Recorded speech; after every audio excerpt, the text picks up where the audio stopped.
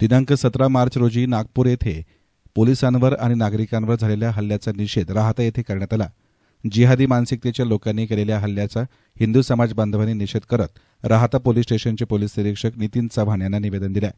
या निवेदनात म्हटलं आहे की नागरिकांवर आणि पोलीस कर्मचाऱ्यांवर आपले कर्तव्य बजावत असताना दगडफेक केली गेली, तसेच तलवार आणि कुऱ्हाडीने हल्ला केला गेला। यामध्ये अनेक पोलीस गंभीर जखमी झाले असून त्यामध्ये महिला पोलीस कर्मचाऱ्यांचा देखील समावेश आहे। याचबरोबर आयुक्त स्तराचे वरिष्ठ पोलीस अधिकारी देखील यात गंभीर जखमी आहेत। या निंदनीय प्रकाराचा हिंदू समाज तीव्र निषेध करतो। खाकीवर हात टाकणाऱ्या या समाजकंटकांवर कडक कारवाई केली पाहिजे, जेणेकरून पुन्हा कोणी असं धाडस करणार नाही। संविधान आणि कायदा सुव्यवस्था वारंवार पायदळी तुडवणाऱ्या अशा लोकांवर कठोर शासन करावे।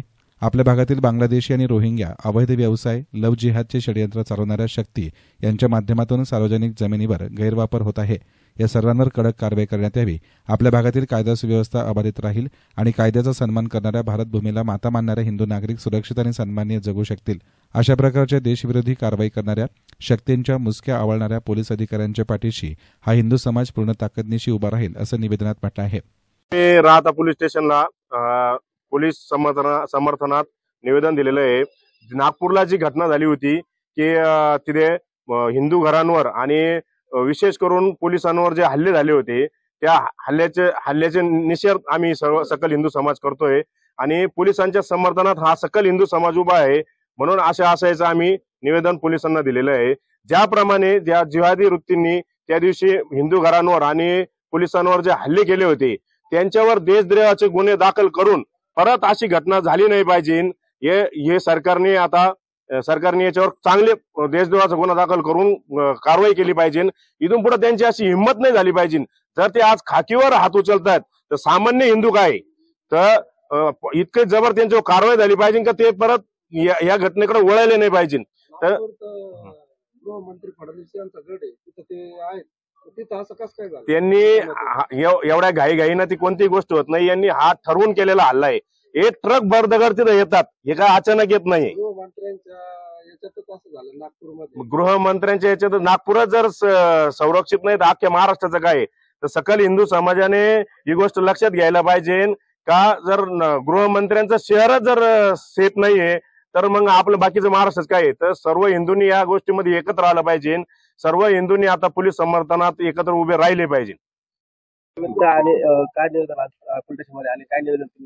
नागपूर येथे जे अधिप्रवृत्तीच्या लोकांनी सकल हिंदू समाजाच्या घरांना टार्गेट करून सकल हिंदू समाजाच्या जे काही बांधव होते त्यांच्यावरती भ्याड हल्ला केलेला आहे आणि घरामधले देवी देवतांची विटंबना करण्यात आलेली आहे। आणि सगळ्यात महत्वाची गोष्ट म्हणजे याच्यामध्ये जे पोलीस बांधव बंदोबस्तासाठी हजर होते त्याच्यामध्ये डीसीपी लेवलचे जे अधिकारी होते त्यांच्यावरती कुऱ्हाडीने हल्ला करण्यात आला। त्यात एक महिला पोलीस कॉन्स्टेबल होत्या, त्या महिला भगिनीवरती त्यांच्या कपड्यावरती हात टाकण्यात आला।